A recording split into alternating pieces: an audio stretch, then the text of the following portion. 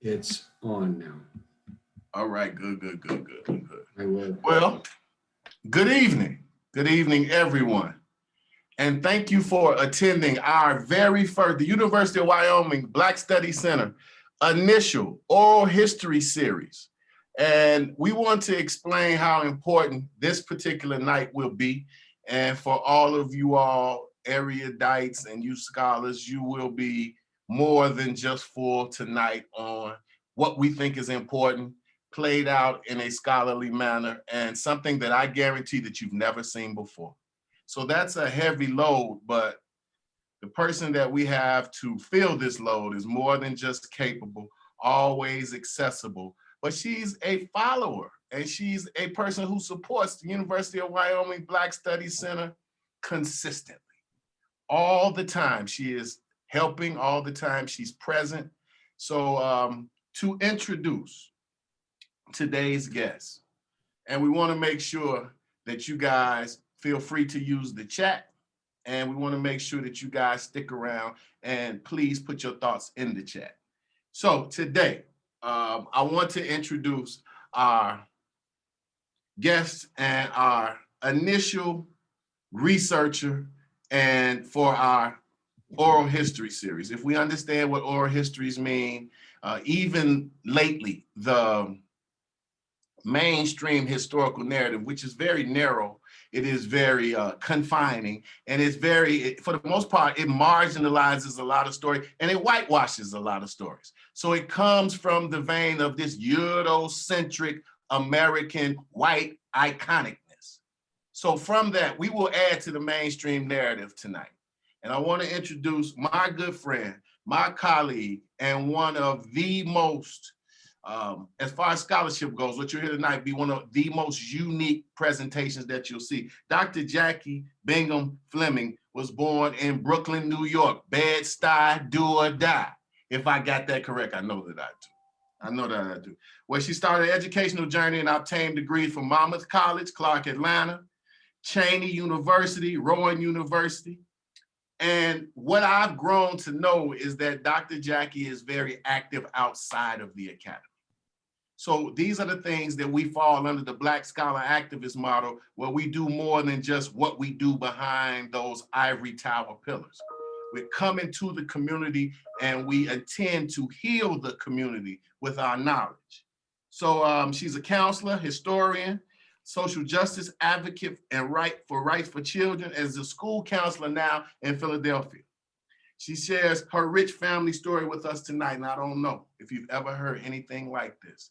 And it deals directly with Gabriel Prosser, the great granddaughter of the famous Gabriel Prosser. And I just want to give you guys a short introduction. The very first time that Dr. Jackie mentioned this to me was in a casual conversation when we were in planning and working for another agency.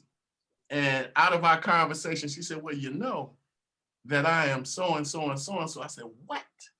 She says, yes, I am the great granddaughter of, and I said, you gotta be kidding me. And she said it in such a way, which represents her personality, that was straightforward, but very humble. So I immediately asked Dr. Jackie, well, can you come into my classroom? She says, absolutely, I'll be there. And the presentation that she gave was so scholarly and connected with our students. And we have a very monolithic crowd, which shows her ability to connect with diverse populations. It is something that when I think about the power of oral histories is indeed needed for tonight. She's married to Reverend Dr. Loreno R. Flemmings, and they have 3 beautiful adult children. And tonight's presentation is entitled My Connection to Gabriel Prosser, Slave. And I have no way to say thank you. And I can never say thank you enough for my dear colleague, my dear friend. And again, if you haven't heard her present her research, number one, you will be engaged and you will be enlightened. So as we're recording this, we'll make this available for you. But what we would like to do, we would like for you to take some notes And I think that you'll find yourself with notes that you can't walk away with any other place. So without any further ado, I bring forth to you my good friend and a dynamite scholar and a better person, Dr. Jacquelyn Flemmings. It's always good to see you, Dr. Jackie. You're off and running. Thank you so much. I want to thank Dr. Frederick Douglass Dixon for this opportunity to present here this evening. On the onset, I'd like to also say, in the wake of what has happened with the situation in Atlanta, Georgia, please know, Atlanta, that our hearts are with you in sympathy and in empathy for the families and the community of Atlanta, Georgia. My connection to Gabriel, process slave, Dr. Jacquelyn Bingham Flemmings, the great-granddaughter of Gabriel, process slave.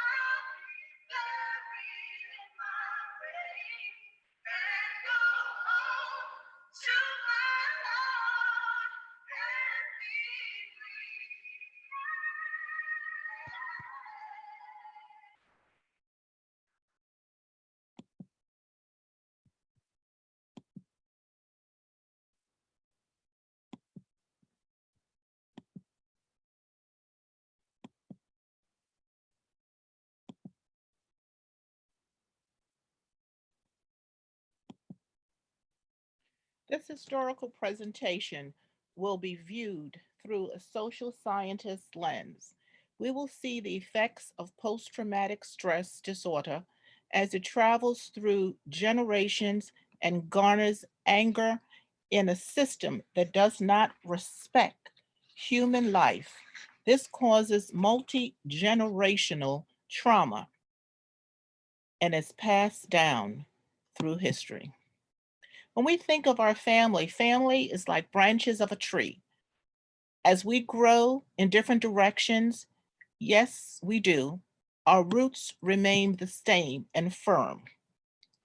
When we look at the methodology that's used for this particular study, slave records, slave inventory records, oral history, which was passed down from the Bingham family from generation to generation, journal plantation entries on several plantation, court records and tax records, constant inquiry, death certificates and family Bibles, and army records. In addition, the research was conducted by several family members led by our cousin, the late Dr. Haskell Bingham. The importance of family and oral history. Number one, it keeps alive the memories and the events of songs, family, and traditions through the years. It gives you a roadmap to understanding yourself and your family, what you like, what you don't like, your hobbies, your interests. In addition, it gives the living individuals a time to talk about past histories and people in the family. When we talk about oral history, it also preserves the legacy of the family for everyone to see. Patriarchs, they get an opportunity to connect with the younger generations, that's the elders.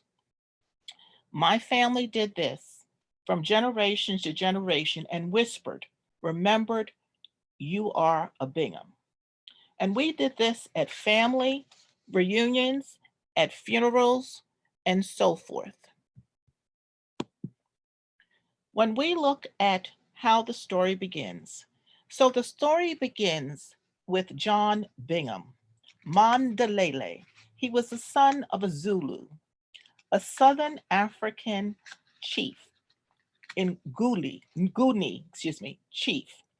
Mandalele was born in 1703 in the eastern part of Africa before it became South Africa.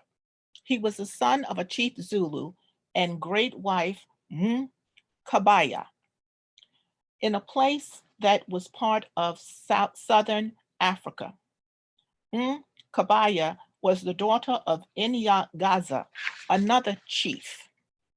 So the story goes that Mandalele was busy at 16 years old, gazing in the field with his cattle, and along came another chief and stole him at 16 and sold him to Edward Holden, the captain of the slave ship called the Greyhound.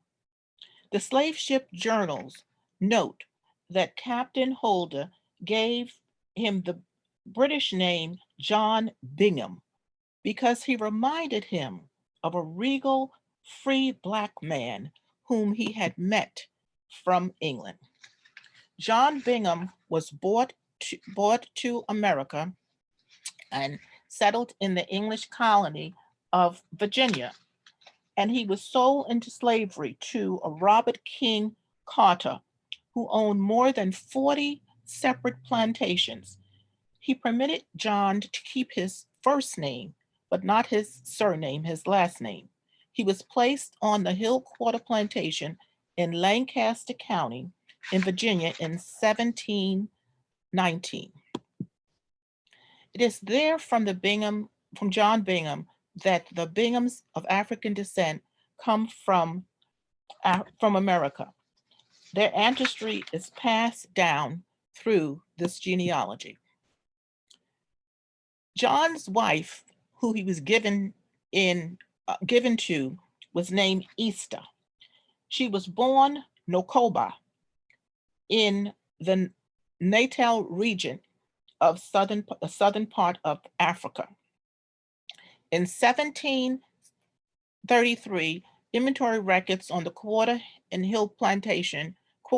Plantation list John and Esther as his wife, as well as their children. They had 4 children: Gay, about 1724, Jacob, 1726, Stephen, about 1728, and Tom, about 1731. Oral history indicates that they had children as well, and they always whispered, remember that you are a Bingham.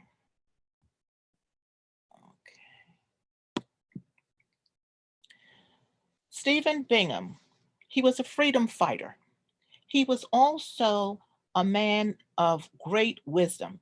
He was born in 1728 in Virginia. He died in 1783. Stephen was a blacksmith and a stonemason by trade and a minister of the new religion called the New Light. And the New Light was a religion that the slaves decided was a light that God was shining on them. So it was a new light. It was a road to follow. It was what they believed in. And as a tradesman, he was hired out. And he would hear white people talking about rebellion against England. And he wanted to, and they were going to be obtaining their freedom. And he decided that if white people could obtain their freedom, then why couldn't he? Stephen's family was sold to the Prosser family because as a result of them hearing that he had been talking about freedom, it did not make the slave owners very happy. Galatians 5th chapter 13 verse tells us, "You are my sisters and brothers. We are called to be free, but do not use your freedom to indulge the flesh. Rather, use your freedom to be humble and to love." In 1783, while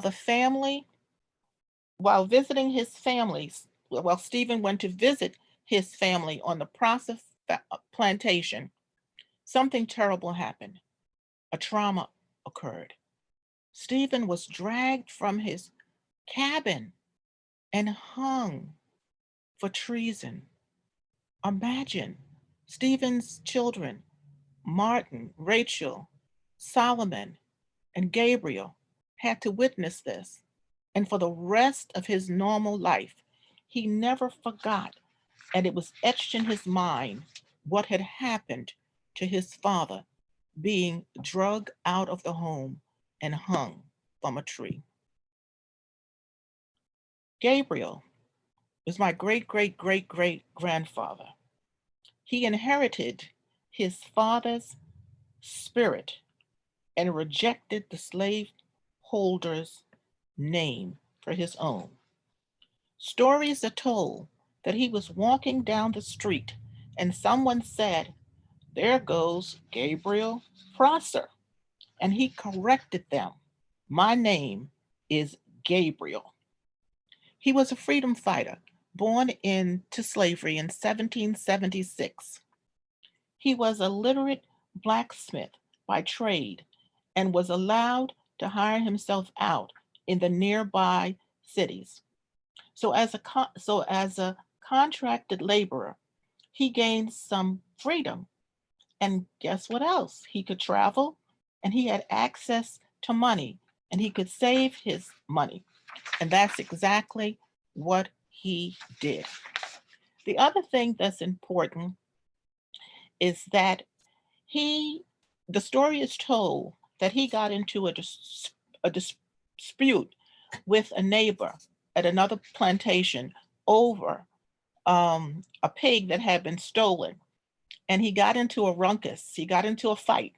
And during the fight, Gabriel bit off part of the man's left ear. And when he was taken to court, that was an assault that was punishable by death. But Gabriel used a loophole that saved his life by reciting a part of the Bible, a scripture. Instead, he was punished by his left hand being branded, and he got 1 month in confinement. The plot for freedom. The plot for freedom in 1800, at the age of 24, Gabriel Prosser, the preacher, had secretly put together an army of 1,000 or so slaves and some freemen, poor whites, Indians, Quakers, Methodists, and freemen. He began to organize these people at fish fries. And when he did his contracting work, he talked to them about freedom. And he talked to them at these religious gatherings. Anytime he got an opportunity to speak, it was always about freedom. It's important to note that Gabriel conducted the first insurrection to free slaves in the United States. It was his intent to set fire to Richmond while the white folks were watching the fire, he would march into Richmond and take over the Armory House. And the Armory House is where they kept the gunpowder and the guns, while the third group would capture Governor James Monroe and hold him hostage until the area slaves were let free and the merchants agreed to their demands. But something very interesting happened. The plan would have worked, however, torrential rain that evening caused a lot of problem, a lot of mudsliding. The roads had been destroyed, and some of his followers got cold feet. And in addition, a mulatto slave named Pharaoh and a slave named Tom told about the plot. Gabriel was taken back, told about the plot, excuse me. And what happened as a result, Gabriel jumped on a schooner and he was headed for Norfolk. And the captain of the schooner recognized him for his bravery and what he was trying to do. And a ransom for $250 was put on his head. And the captain, although he recognized him, he was not going to turn him in because he admired what he was doing. But a slave, however, said, if I turn in Gabriel, then I would get $250. Perhaps I could gain my freedom. So he turned Gabriel in. And guess what? He only got $50. So the plan was defeated. However, in the end, Gabriel and his brothers, they were dragged, in the end, Gabriel and his brothers were all hung. When they brought him back to Richmond, he refused to tell. He refused to tell what the plot was. He didn't want anybody to know because he only said he would speak with Governor Monroe because it was his plan then to try to negotiate with him, to try to talk to him and reason with him and have some demands. But of course, Governor Monroe would not see him. So what they did is they made Gabriel watch everybody be hung. And the last person before Gabriel was his brother Solomon. And they said, Solomon, if you tell us what the plan was, we will spare your life. Solomon told them, and guess what? They hung him anyway. Many who took part in the attempted insurrection, were sold off to southern states.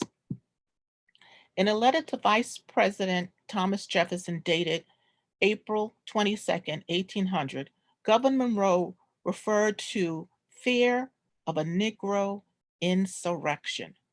But Jefferson found it hard to believe that a slave could be capable of such a complex, large-scale operation. 8 days before Gabriel was hanged in Richmond, VA, a baby was born on the Turner plantation, and his name was called Nat Turner. And we know Nat Turner from our history that he led the bloodiest slave revolt. It's an African proverb that says that when a person dies of an unnatural cause, their spirit does not ascend upward, but rather outward. So reflect for a moment on this. Why do you think that Vice President Thomas Jefferson didn't think Gabriel could attempt to carry out this insurrection? And looking at our history in the last couple of months and years, what does this remind you of? My great-great-great-grandfather was Samuel Joshua. When Gabriel was hung in 1800, His wife Nancy was pregnant. When he was hung, she was sold to the Locust Grove plantation in Louisville, Kentucky. Joshua, Samuel Joshua was born into slavery in 1801. He was a breeder slave, but he remembered. They kept the name in secret. Remember, you are a Bingham. Legends say that he fathered more than 100 offsprings, and the oral history tells us that they were scattered out through so many southern states. One of the children was Dennis. Dennis was my great-great-grandfather. He was born into slavery, and he had several children: Patrick, Dennis Jr., John, Anthony, and Nicey. Nicey was my great-grandmother. She was born into slavery, and she had one child, Willie Bingham, who was my grandfather, who I had an opportunity to meet. He was born free in 1893 in Vicksburg, Mississippi.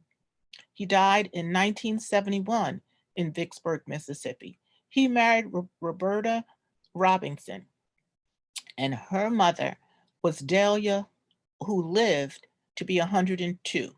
She was a Cherokee Indian, and I never had a chance to meet her, but I spoke with her when she turned 100. I remember I was a little girl, and we called her on the phone. We were so excited to wish her happy birthday, and President Nixon had called her also. But I had an opportunity to meet her grandchildren later on at another funeral of my dear Aunt Florence, and I met her grandchildren. Um, Willie Bingham had 6 children: Charlie, which was my father; my dear Aunt Florence, which was his sister; Nicey, David, Roosevelt, and Eddie. It's interesting to note that the name Willie is throughout the family. Then my father was born free in Vicksburg, Mississippi on March 27th, 1912, and he died in December in 1976 in New York. He was married to my beautiful mom, Joyce Barham Bingham, from Jamaica, West Indies. She was born in 1920 and she died in 2012 in New York. They had 4 children: Janet, and then myself, brother Robert, and Winston, who are deceased. Jackie Bingham is myself. I was born in 1952 in Brooklyn, New York.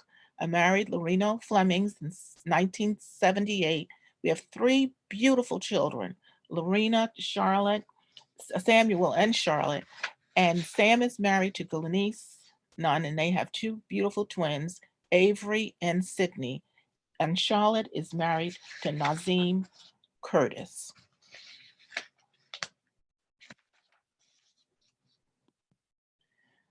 So again, the civil rights leader, Gabriel. So in 2002, Richmond Council President passed a resolution acknowledging Gabriel Prosser as a freedom fighter. And in 2007, Governor Tim Kaine, pardoned Gabriel, restoring his name as a civil rights leader. But the family didn't like the word pardon, because the pardon means you had done something wrong. And Gabriel had not done anything wrong. He was a freedom fighter.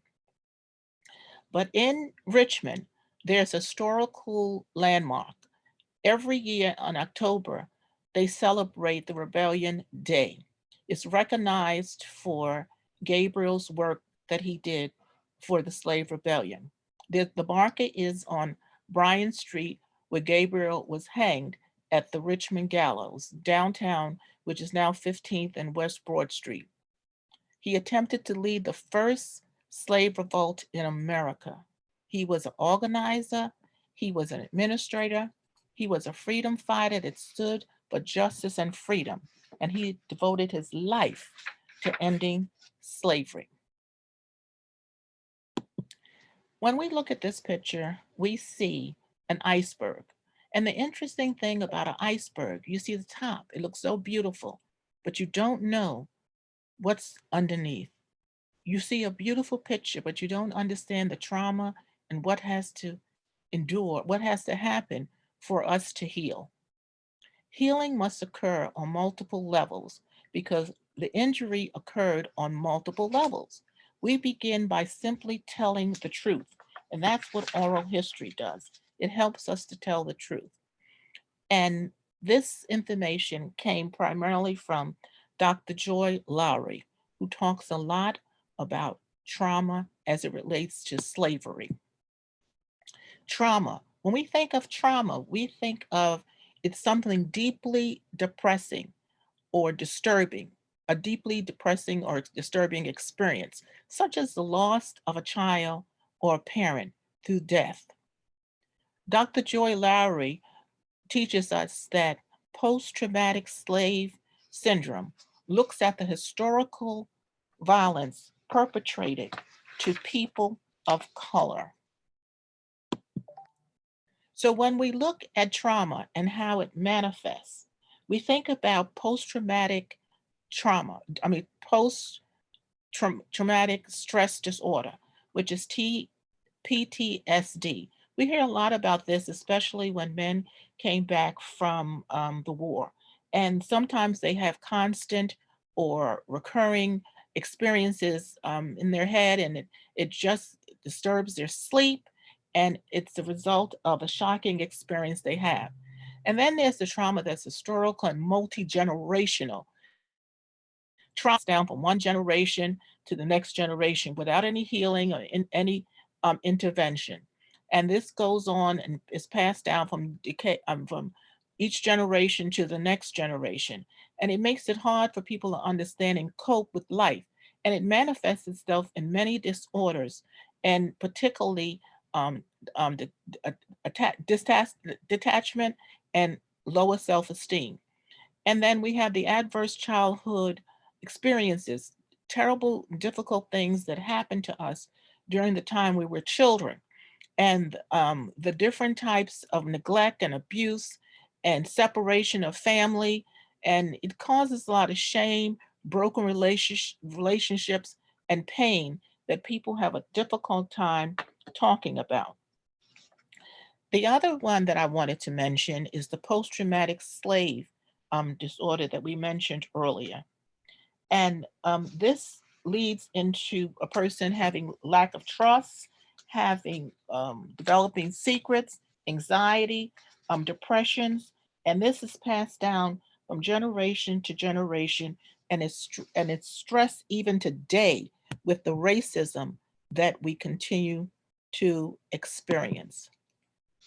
So I am a freedom fighter and fight for the rights of others, particularly young people and children as a counselor. I am third generation born free in America, and my grandchildren are the fifth generation born. This is what I stand for. What are you going to stand for? So as I play this beautiful song by Nina Simone, I want you to listen and I want you to reflect. And I want to take this opportunity to thank Dr. Dixon for the opportunity to present this evening. It is my hope and prayer that you find in your heart in some kind of way that you explore what you need to do to develop what needs to be done in order for us to live as one.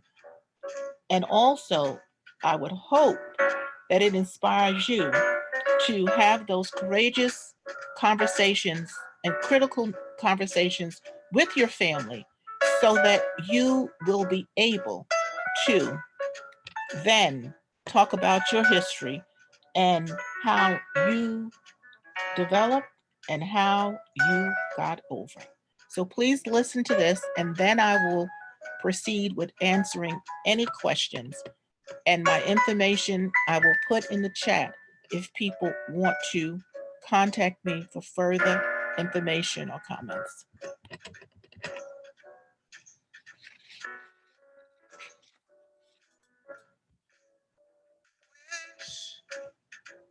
I knew how it would feel to be free. I wish I could break all chains still binding me. Wish I could say all the things that I can say when I'm relaxed.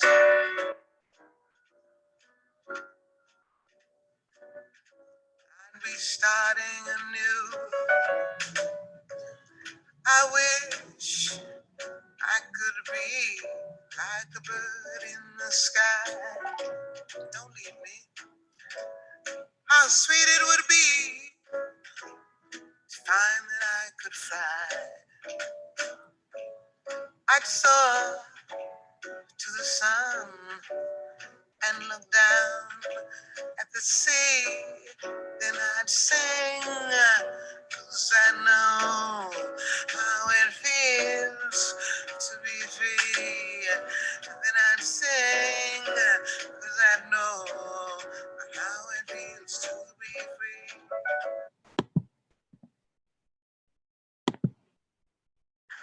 The first apartment. Minimum decor, maximum entertainment. So they're always seeing the best of the best. Disney Plus is coming to Xfinity Flex. Get a Flex 4K streaming box free with Xfinity Internet and enjoy your favorite apps all in one place.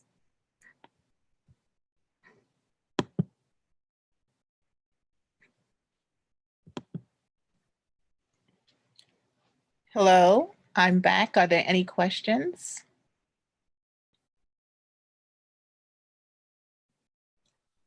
Well, thank you so much, Dr. Jackie. What an excellent presentation. Thank Although you. I've heard it before, my notes were readily taken because I know that sometimes it takes a while for me to get it right. But I want to say to you, Dr. Jackie, this is Women's History Month. Yes. This is yes. our very first oral history installment of a series. So in the spirit of Phyllis Wheatley, in the spirit of Mariah Stewart, in the spirit of Sojourner Truth, in the spirit of Fannie Lou Hamer, who said, I'm sick and tired of being sick and tired, Ella Baker, Dr. Betty Shabazz, Coretta Scott King, Harriet Tubman, Kathleen Cleaver, Clara Muhammad, Mother Khadijah Farrakhan, and Tamika Mallory. We all thank you for what you gave us today. Now, here's something that is really amazing to me. The one thing that we don't know as a group, a collective of those who had the same experiences that we have as scions of the transatlantic slave trade, is the slave was not supposed to know their past. Right. And what we see here is when the slave knows their past, it becomes something that sticks to the family. And for one thing, it amazed me, Dr. Jackie, how did you and how much effort did it take for your family to keep this moving when we know that part of the course is that the slave doesn't even know his birthday? Right. And I'm glad you asked that because a lot of credit has to go to Dr. Haskell Bingham, who was a cousin of mine. And at the age of 13, his father was a minister and they lived in Mississippi. And every time they went to a different town, his father would ask people, do you know any Binghams here? So at 13, he became like the record keeper. And then he went to Jackson State at the University, Jackson State in Jackson, Mississippi. And while he was there, every time he got an opportunity to go to another state, he said he always used a phone book. And he looked through the phone book in any city or state he went to, and he looked up Binghams. And he would call them and say, you know, my name is Haskell Bingham, and I'm from Mississippi. Do you have any relatives there? Do you know anything about your history? So he started the major family reunions every 2 years in different cities. And then what we kind of had is captains. He had captains in different states and different cities in the United States. and their job was to find out the history and the background of all these different Binghams. And then he took a job at Virginia State as the vice president of academic affairs. And that enabled him to continue to do research. And he had an opportunity to go to Southern Africa. And when he went there, someone said, you need to go and visit the librarian, the renowned researcher by the name of Margaret Roach Killy Campbell, and track her down and find out if you can look at your history. And sure enough, when he went there in the archives in the library, she said, Bingham? She said, let me show you something. And she took him to the library and she showed him in the slave books that when they were capturing the slaves and they took them and they said, Mandalele, now John Bingham, and it showed the ship he came on, which was the Greyhound. In addition, I was always interested in history, and so when I was in Virginia, I heard this man speaking at the school I was working as a counselor, and I said to myself, "This man sounds so much like my father." So afterwards, and they said his name was Haskell Bingham. So I went up to him and I said to him, I said, you sound so much like my dad. He said, where's your father from?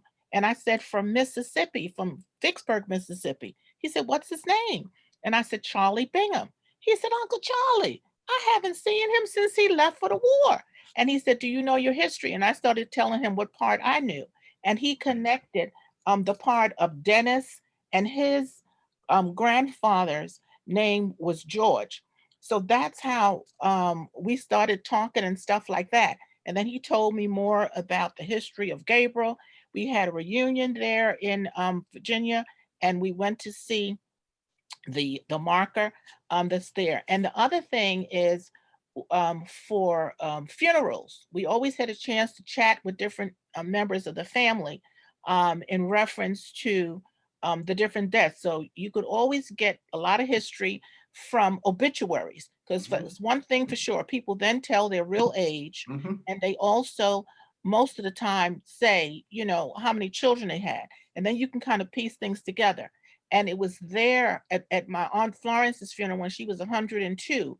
My husband and I went to the funeral, and it was there that I met my another cousin who was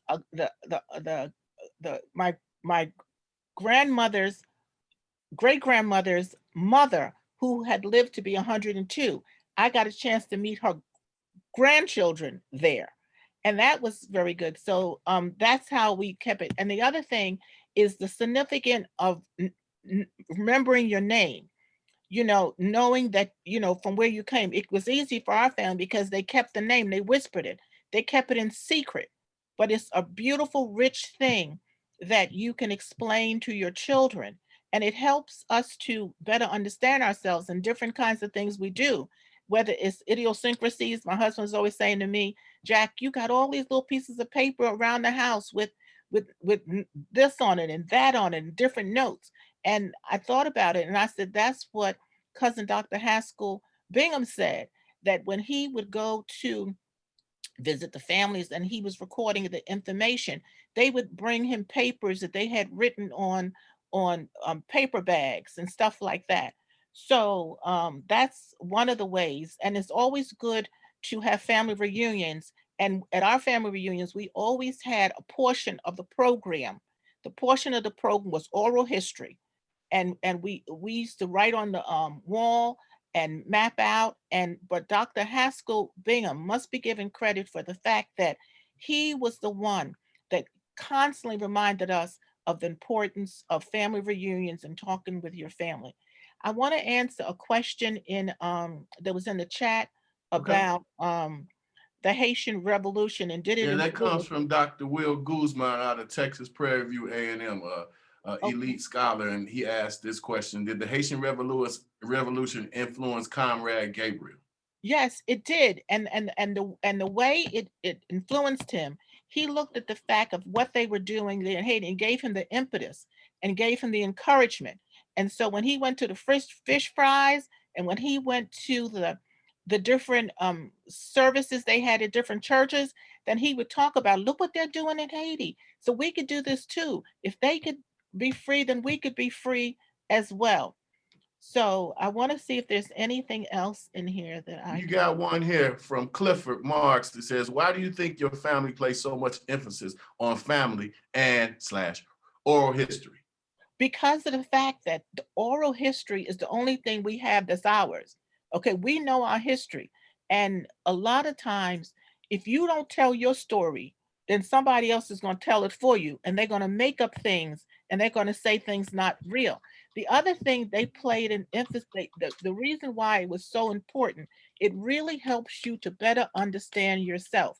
And the other thing that we've done in our family is we look at the different occupations and look at the different jobs, what people like to do, what they don't like to do. It helps us to understand ourselves, and it tells you also the meaning of your names and why you have that name. And it helps you to be a better person, and that you don't have any doubts. And it also helps us to see the leadership that we have within us. That look at, we had a Gabriel in our family, we had preachers in our family, we had educators. So it really helps you to be better able to develop yourself and to pull on the strengths that you have. So it was very important. And they also stress education. It was I remember growing up as a child in Brooklyn, New York, and we had several cousins from that was attending Jackson State along with Alcorn University in Mississippi. And we made sure, my father made sure that he sent money. We sent clothes to the cousins and relatives there in Mississippi, and it was very, very important. It was always told, education, know your history, but we always remembered that we are a Bingham. How far, this is another question. How far back have you been able to trace and view family pictures of your ancestors? Okay, so on my father's side, I have my father is as far back as I can go with him. The thing with Gabriel is that they never found his body. The story is that when he was killed, they examined his brain to see, compare his brain to a white person's brain, and they never found his body. So we don't have any pictures of him. I do have pictures of my father's sister, one of his sisters who lived to be 102. I knew her as a child because I spent a couple summers with her. And then my children, when Dr. Haskell Bingham died in Mississippi, I took my three beautiful children to Mississippi so they could meet Aunt Florence, who at that time, like I said, was 102. So we have those pictures to go back to her. On my mother's side, I have plenty of pictures that go back to my grandmother and my great grandmother, and as well as my mom. Well, Oh, and there's something else I wanted to mention. please. When my husband and I went to Mississippi to Aunt Florence's funeral, we went a couple days early, and we went to the county courthouse to examine the records there. And they took us in the vault, and they showed us how they had separated black people and white people, even in marriage. And they had a book full of black people that got married, and well, slaves, and one for white people. And he gave us an opportunity to look through the books, because you see, the keeping the records was so important, because what did it mean? It meant money. Okay, slavery was a very lucrative business, and they were not going to be losing any money. So their wealth was measured upon how many slaves you had, and their way of keeping a record, they may not have put everything in there, but they might put something like Jane, 15 years old, Mary, 10 years old, and they might put mother, a wife, or brother or grandmother. And it's real interesting. The best thing that what they did to to how can I say, um, perpetuate slavery and the trauma that still exists today is separating the family, trying to make you not know your history, trying to attempt to not tell you things. And that's why it's so important that with your families, you have to have the critical, courageous conversations. You have to collaborate with your family members, because that's where the truth and the wisdom comes from. A lot of things are shameful that happen in everybody's family. But if you don't talk about it and have those courageous conversations, guess what happens? The negative things start to repeat themselves, and you start to wonder, well, why do I do this and I think it's okay? It's because my great grandmother did it, my mother did it. And I remember my father telling me slave stories about, because he was reared by his grandmother, whom had been a slave. Mhm, Okay. And mhm. she was born, a slave. And then she lived out of slavery as well. But when he told us the stories about how she reprimanded him and beat him for things that were to us senseless, it goes back to what? The trauma that existed in slavery. That was the way that she was punished. So she felt that was the way that she had to punish him. So it's so important to know your history and to understand it, because it better helps you to understand why you act the way you do and why you think the way you do. Well, we got a couple of really good comments. One, well, two are from Gwen.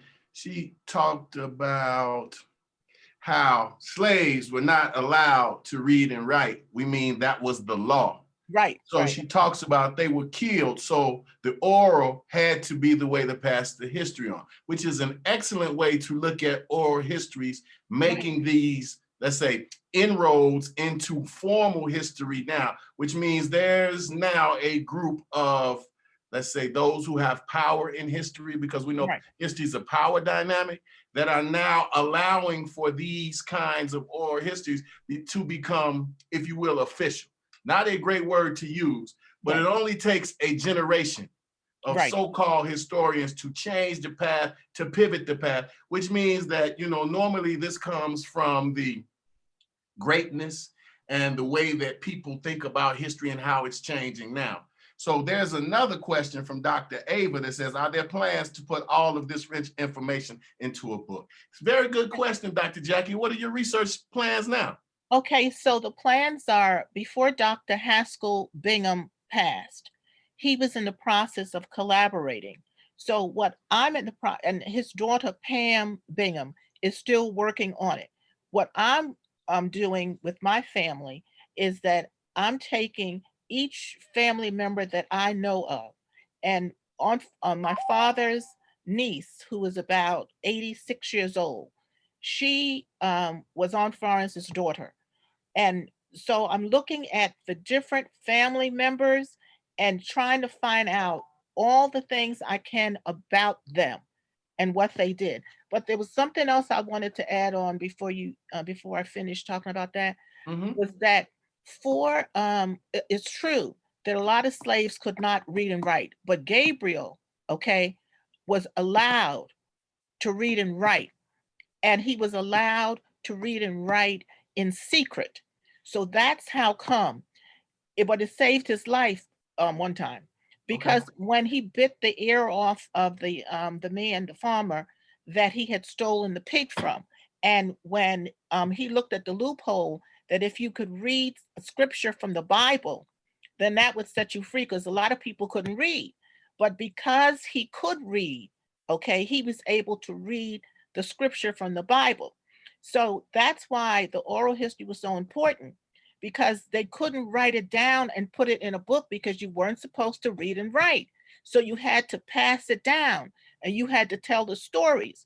So just like it was told to generations after Gabriel, when it got to my father told me the oral history as well. And then, like I said, Dr. Haskell Bingham, what he did is his father, George Bingham, Reverend George Bingham, he was big on history too, but they realized the only way that you would ever know is to pass it down because you couldn't write about it. So when people came to visit him, Haskell Bingham, they would have little pieces of paper written down with a name and a date and a state and a place and things like that. So that's important to know. We got a couple of, absolutely, Dr. Jack. We got a couple of other good questions. One good question and a good comment from Dorinda Davis that says, the griot would tell the importance of the stories so the communities could survive. Right. Dr. Jackie, I got to say it right now, and I'm glad it's in public. You are our griot. Oh, thank you. And we really understand, I do, more and more that you and I talk about your research, how important that you take this because of your position of privilege with this. Yes. And the way that you keep this moving. And tonight is one good way to continue the process. Now, I have a student on here, very bright, erudite young man. He said, what would happen to the slaves that they were caught attempting to learn to read or write? I want to give that to the griot so you can pass this on to this young scholar. Okay, most of the time it was death, okay? They very violent. Or they would kill you, and they would maybe cut off your tongue so you couldn't never speak again. But and then they would make everybody witness that this is what happened if you learn to read or write.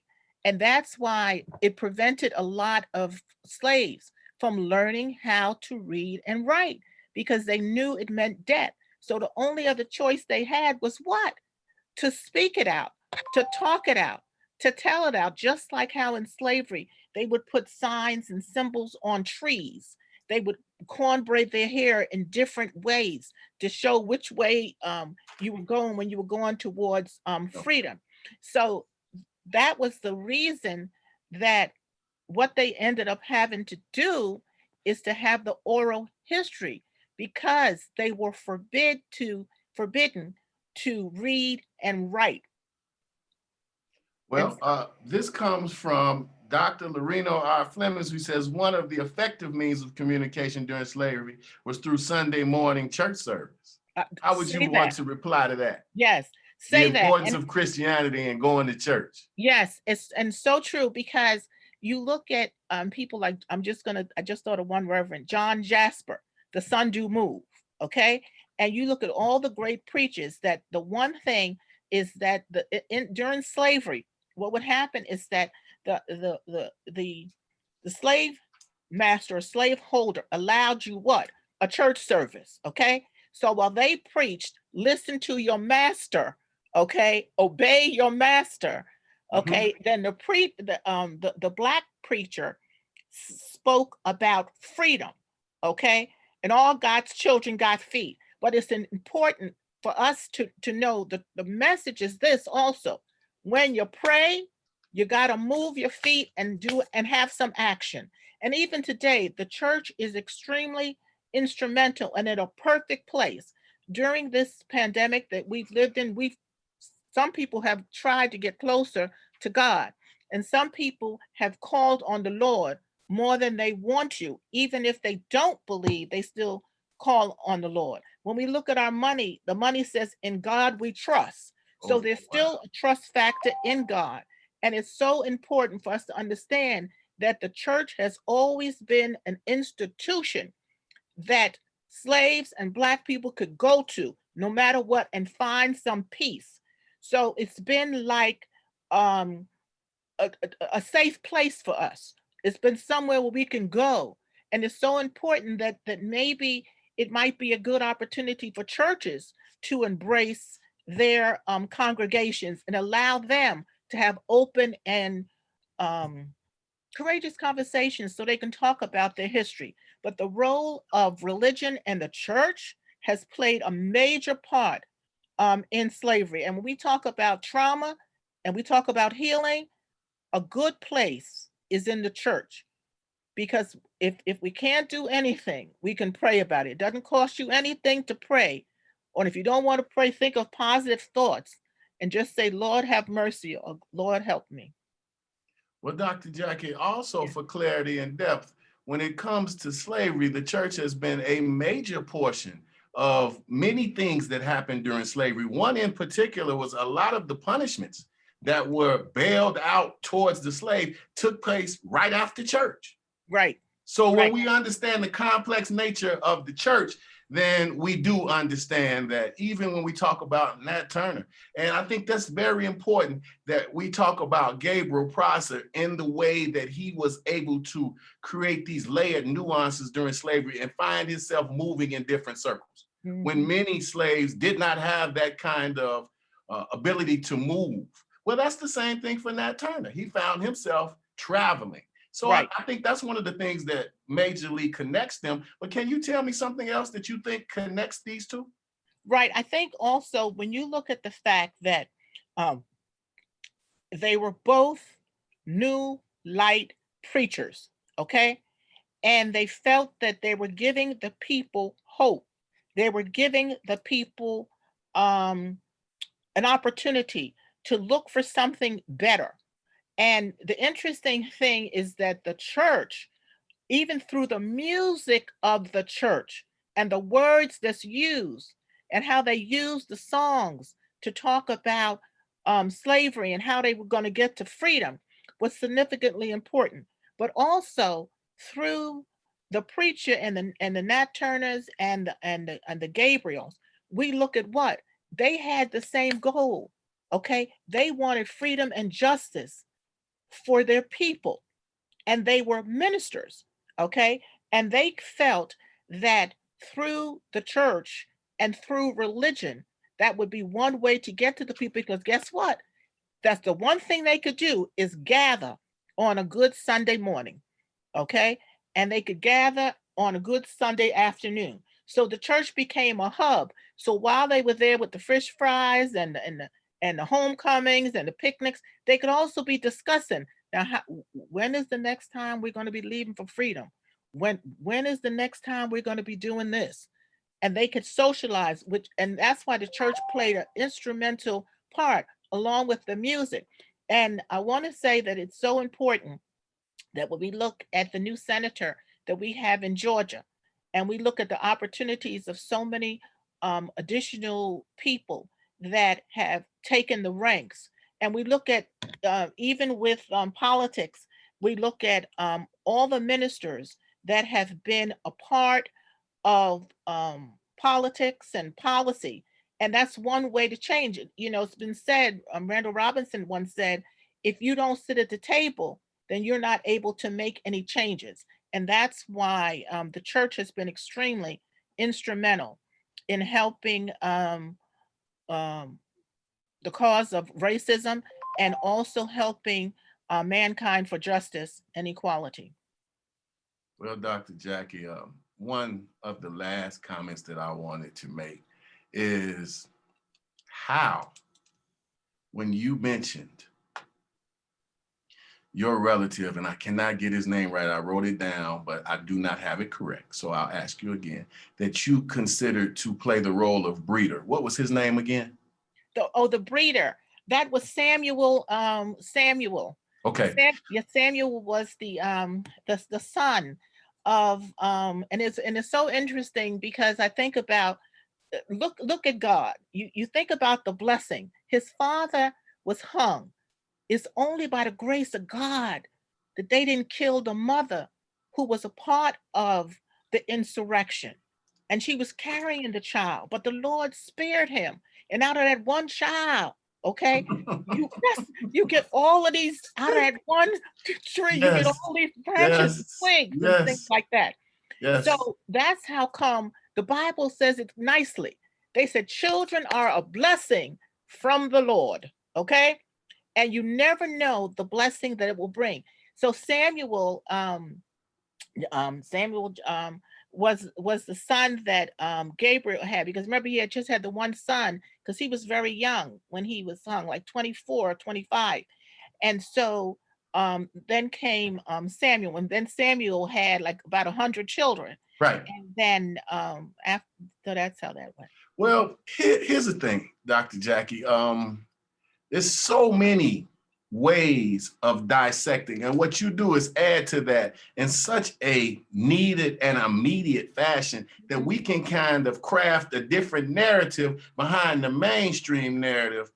But to think about the trauma that you discussed, that's put on the Black family today, and to not understand, not dissect, to not be critical, and not to give a scathing analysis of this transposing of folks from humans to slaves. And then we look at the trouble and the plight of the Black community now. And for many times when there is formal research, that's not included. It's not included because— Well, for a reason. Well, the reason is that, remember, it was a design to destroy the Black man. Number one, we were not human, right? Absolutely. When they talk about the fifth of a man, that was to what? To discredit them as a human being. Okay. Yes. So then it went on that if you just look at the Gabriel problem, you look at the fact that Mandela was stolen. That was the trauma. 16, imagine you out there grazing with the cattle, and somebody comes along who you know, okay, is another chief, okay? Your daddy is the Zulu chief, and this guy is another chief, and he sells you to somebody. That's the trauma, right? The first trauma.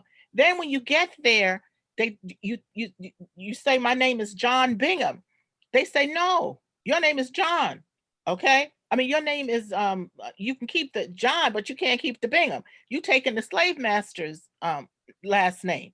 That's another trauma. So now you're trying to cut me off from my identity, okay? Then it goes on, you're separated from your family. That's another trauma, okay?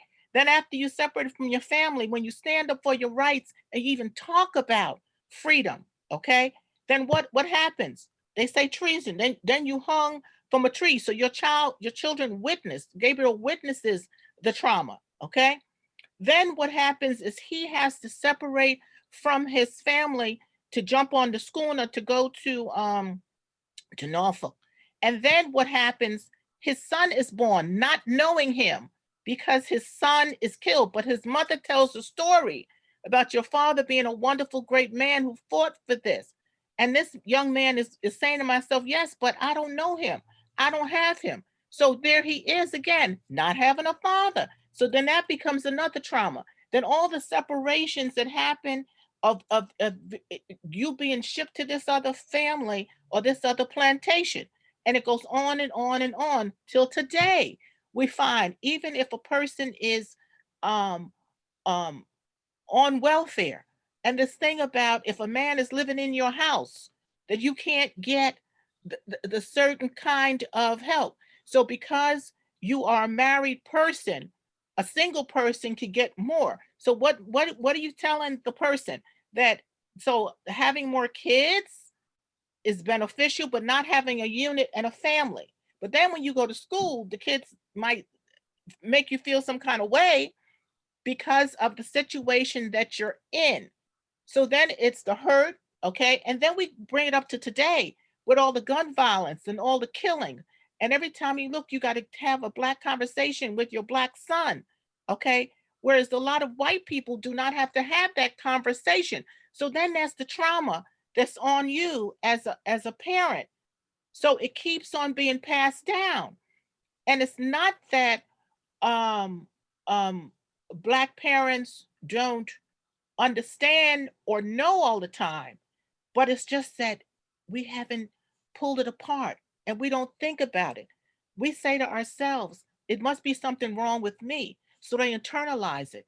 Okay. They get depressed, they get anxiety, they get upset, and so that's how come it's so important to understand when you have those critical conversations with your family and you have the courageous conversations and say, please tell me everything I need to know so I can better understand myself. Okay, I can better appreciate why I dislike something, why I like something. Okay, then it better helps you to be a better person, because then you can what can you do? You can then work on healing and facilitating pain. if you understand, it's just not me with the pain. This is something that came upon me, and I had nothing to do with it. So And Dr. begin to love Jackie, yourself. the way I wanted to concretize the theory that I put forth, there was a slave who was a breeder and a female. Right. And by the time she was 20, she had right around 15 children. Right. So as she moves on in her life, a little later, you know, she's still a breeder, but no longer as young and in, you know, as virile and not as productive or profitable. Dr. Jackie, this same young lady, years later, closer to her 50th birthday, ended up marrying her son. What? And how she knew it was because of his birthmark. Yeah. So now no one else on the planet has this experience. Right. No one else has this sort of trauma. So when we think about what we see today, when we see the Black family, it has been an assault on the Black family. Oh, it's terrible. Right. And the assault in itself is not just systemic. It is in itself nefarious, wicked, and for many regards, it is for the profit of others. Yes. Oh, yes. Yes. So Yeah. now when we think about your work answers some of those questions. It fills in the plugs. So it allows for us to understand that we had a past before we were slaves. Right. Yes. And that is so important. And when we talk to different populations, they still don't understand what slavery has done. So indeed, the United States government owes reparations to the scions and the children of the transatlantic slave trade, like they paid to the Japanese internment camp, like what's being paid right now to those Jewish individuals for the Holocaust. It is more than apropos. Yes. Dr. Jackie allows us to see that in her work. Yeah. And the question as we move forward, what does America owe Blacks? Well, America owes Blacks everything they have because Black people built America. Add it up. On backs. And one of the things I often think about, and my husband, Loreno, Reverend Flemmings, also always says this to me, that America will have to pay. America suffers. And I want to also mention that it's not just Black people that suffer from the post-traumatic slave syndrome. It's also white people, because I think that when you ask your family members, how did we get all this land? Did you work that hard to buy all this land? And you find out that it was stolen from people. Okay, people were killed and you just took their land. You ran them off their property if they wouldn't sell it to you, or you told them you wanted this property. It also plays a part on them and their mental being, because here they were thinking that their great-great-great-grandfather was this wonderful president. And then they find out that he was not only the president, but he was also doing some other things. And he had fathered so many children. So really, are we still celebrating this wonderful, wonderful grandfather? And how does that make me feel to know that if those are the kinds of things he did to get money, taking advantage of people in so many ways? So it is my hope and prayer that America